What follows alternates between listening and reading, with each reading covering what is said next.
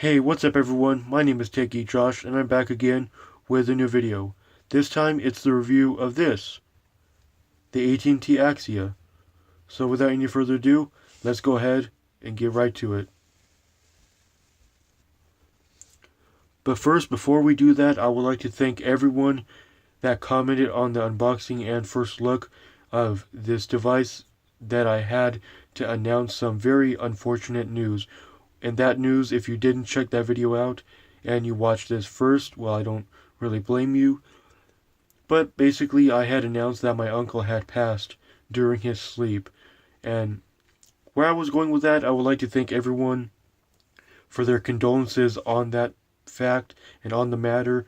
And whoever watches that video in the future and tells me that they're sorry for my loss, thank you guys very, very much. And it really does mean a lot to me, and it's quite unfortunate. So, with that being said, let's go ahead and get right to the video. For real this time. So let's start out by taking a look around the phone before we get to the inside of it. Up front, we see we have our 2 megapixel front-facing camera, then our earpiece, then our 5.5 inch FWVGA display, which when you very first get it, one, it doesn't look like it's 5.5 inches, and two, it kind of feels like 5 inches. But since the time that I've had it, it has started to feel like a 5.5 inch device, oddly enough. And then down here we have our overflow, home, and back buttons, which do not light up on this phone, which some may like that, some may not. Me personally, I prefer them to not light up, so that's just my personal opinion. And this layout is very reminiscent to a lot of Samsung and Coolpad devices. Taking a look around it, we see on the left side we have nothing.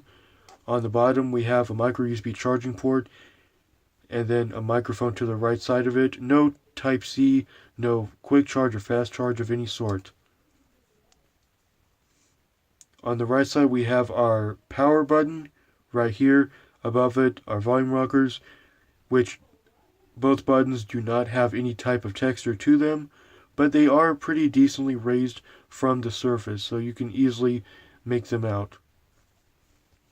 And on the top we have our 3.5mm headphone jack, and that's just about it on the top. And on the rear we have our 8 megapixel rear camera, flash right underneath it, and a pinhole microphone right on top of the camera, and then our single back-firing speaker and no logos of any sort, which is quite odd. And the rear-firing speaker is liked by some, but hated by many. So in terms of the display, we have a 5.5 inch FWVGA display with a resolution of 480 by 854, which is clearly not a good resolution by today's standards, especially in 2019, with a pixel per inch count of around 196, but I may be completely wrong on that. But if we try and get close, you can see it's pretty decent, but I'm gonna assume it's no astonishing pixel per inch count. I'm pretty sure it's around 196, but judging by the fact that there's hardly any information about this phone on the web, I could be right, but then I'm not going to say that I am. And now let's move on to the hardware of the phone. So if we fire up CPU-Z, which we will give it time to load, we see that it's powered by the slow and ancient quad-core 1.1 GHz Qualcomm Snapdragon 210 chipset with only one, that is right, 1 gigabyte of RAM. Total RAM 897, and right now available RAM is only 37%. 1 gigabyte of RAM on this $49 smartphone in 2019. That is pretty damn pitiful. Sorry, I couldn't find the right words. 1 gigabyte of RAM in 2019. That shocked me when I first found that out. I was expecting this device to have 2 gigabytes of RAM at the least, and a darn ad appeared. So that's quite unfortunate. And it also has 16 gigabytes of internal storage, which is pretty much the norm for most of these budget smartphones today. So that's nothing too crazy, nothing too out of place there. Internal storage, I'm setting at 12.40 gigabytes, and available storage is 10.58 gigabytes, which is 85%. But if you so need to expand the storage even more, the back does pop off. I might not have mentioned this in the unboxing, but I do apologize. The back pops off, and there is the back of the Axia, and as you can see here, there's a SD card expansion up to 64 gigabytes. So that's right there if you always need that. Let's go ahead and navigate to the settings, and let's go ahead and see if there's anything special about the Axia. Under network and internet, we see we have Wi-Fi, Bluetooth, mobile network, data usage, mobile hotspot, VPN, and airplane mode.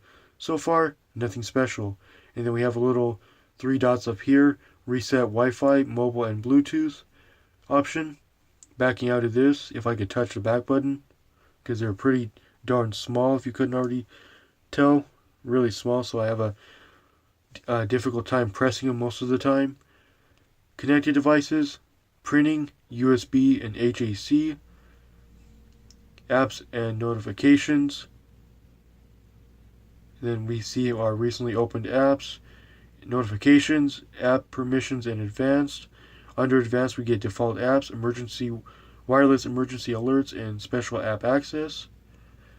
Battery, display. Under display, we see that we get the brightness level, which is currently at 19% brightness, adaptive brightness, wallpaper, sleep, and under the advanced section, we see we have auto rotate screen, font size, display size, screensaver, and ambient display.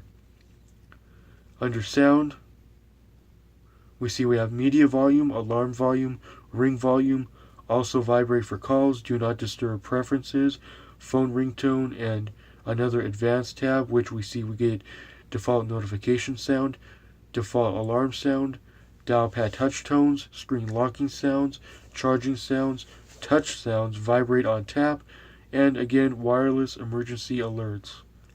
Backing out of this, going over to the storage section, we see that we have 5.12 gigabytes used out of 16. I just had talked about this, and pretty self-explanatory. Under security and location, we get Google Play Protect, Find My Device, Security Update, Screen Lock, which we can choose from none, swipe, pattern, pin, or password. Right now it's currently on swipe, and I have not decided to set up the lock screen yet, or I probably won't even do so.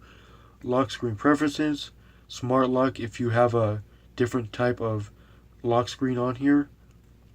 Location, show passwords, device admin apps, SIM card lock, encryption and credentials, trusted agents, screen pinning, and apps with usage access. Then we have users and accounts. Then we have accounts for owner, and then we can add more accounts, emergency information, and automatically sync data. Accessibility, volume key shortcut, talk back, which as you can see here is currently turned on. And then we can also allow from lock screen. Then we have select to speak, talk back, and text to speech output under the tab screen readers. Under the tab display, we have magnification and large mouse pointer. And then we have under interaction controls, switch access, click after pointer stops moving, power button ends call, auto rotate screen, touch and hold delay. Then we get mono audio, captions, high contrast text, color correction, and color inversion. And then under Google is pretty self-explanatory, services and preferences. And then under the About Phone tab or the System tab, we see that we have languages and input.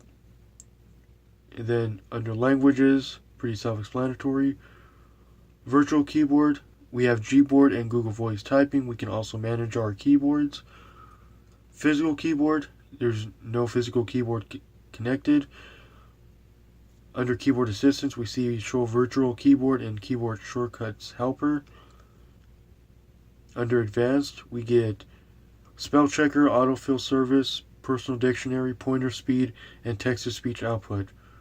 Then under gestures, we see that the only gesture there is jump to camera, and that's basically it for that. Date and time, backup, reset options, about phone, and software update. Going to the about phone section, this section basically tells you all about your phone.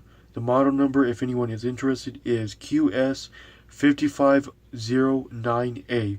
And we can see that this phone is currently running Android 8.1.0 Nougat with the June 5th, 2018 security patch. And I do not see it getting any more future Android software upgrades. And this is a Go version of Android Go. So this is basically my first Android Go device. So very quickly, if we check for a software update, I've did this actually a couple times, and as you can see, current software is up to date. So no surprise there. And that basically does it for the whole phone's settings. Oh, I almost forgot. Before I go any further, when I connected this thing to the internet and gave it some time, it did actually install a couple, I guess you should say AT&T apps, the default AT&T apps, but surprisingly they were actually able to be uninstalled. You know, you just like touch an app, like for example this one, and up here it said just like that, and I was able to uninstall it. So that was pretty interesting in itself. And while I'm speaking on this topic, there's some pretty unusual apps on here. There's such things as, I think this is called Files Go, Google Go, Gmail Go, Maps Go. It's not Google Maps actually, even though it may look like it. It is not. And that's basically it. Everything else is pretty regular and pretty stock. Oh, and this phone also comes with the FM radio, for any wondering on that aspect. Okay, so now let's go ahead and jump right into the camera, and let's go ahead and talk about it and show you around. So up on the top we see we have our toggles for our flash, timer, camera flip button to switch between the rear and the front facing cameras, HDR, and a settings button. Let's go ahead and explore those settings for the rear camera. GPS location, picture size, which goes from 5 megapixels to 3 megapixels. Doesn't tell us much there, but there you go. Picture quality, low, standard, and high. Nothing special there. Pretty standard, if I should say so. Phone storage, continuous shot, face detection, and shutter sound, and restore to default settings. And that's basically for up there. Down here is our recently taken photos and video. And I actually happened to do a quick camera test of this phone. And this was actually earlier today. So if we go ahead and take a look at it. Oh, actually, I was holding it like this. But if we go ahead and take a look at it, it's not too shabby.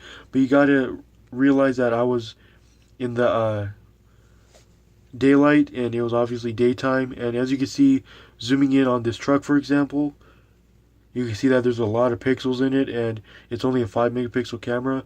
But as long as your subject is a pretty good distance away, the 5 megapixel camera will do just fine, and for social media and stuff of that nature is pretty passable, but only in basically direct sunlight.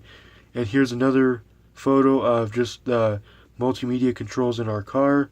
Zoom in on here, and you can see it's pretty okay. I mean, it's not the best. You can see some pixelation and some resolution drops and whatnot, but for what it is in broad daylight, it will do just fine. But under dark situations, and for example my lighting in this little area, it won't do so good. But who will want to take pictures in lighting like this, am I right? So there you have it there.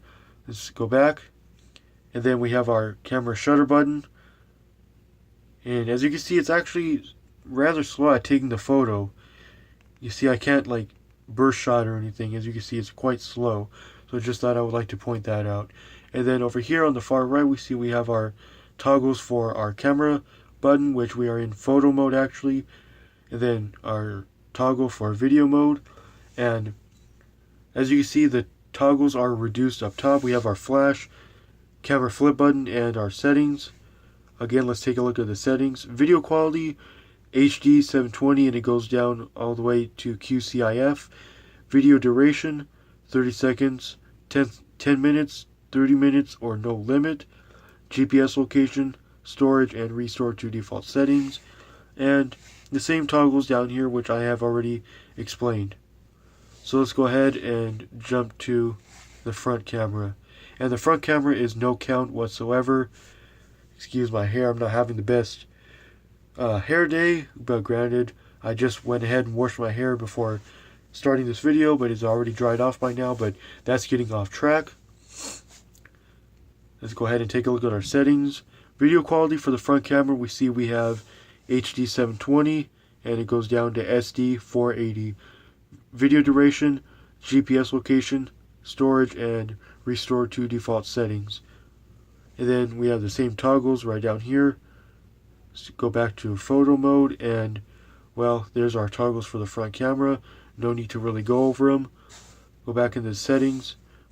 Picture size, only 2 megapixels or 1.3 megapixels. GPS location, picture quality, low, standard, or high. Storage, continuous shot, face detection, and shutter sound. So anyway, that basically does it for the camera on the AT&T Axia. So before we go, let's go ahead and reassure everyone that this phone does indeed have emojis, if any of you are wondering. And it has Google Keyboard pre-installed, and there are all of your emojis. No shortage of them. I probably say that in almost every video, or in every past video that I have checked the emojis, and there's no shortage of them. It's all the standard original emojis. So anyway, there you guys have it, the review of the AT&T Axia. But does this phone... Sorry, I had a little bit of a brain fart back there. Like I was trying to say, is this phone worth $49 to you? In my personal opinion, for the time that I've had it, I would actually say no, it is not worth your $49.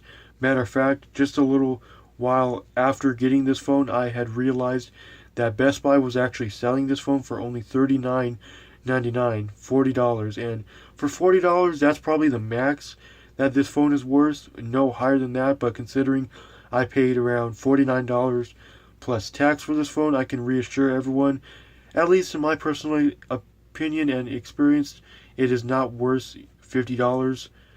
So anyway, let me know what are your thoughts on the AT&T Axia. And with all that being said, make sure to turn on post notifications, subscribe to the channel because it'll mean a lot to me. Like the video if you found it helpful and or informative in any way, and if I have helped you make your decision if you should purchase this phone. And with all that being said, that's going to do it for me in this review, and I'll catch you guys again in the next video.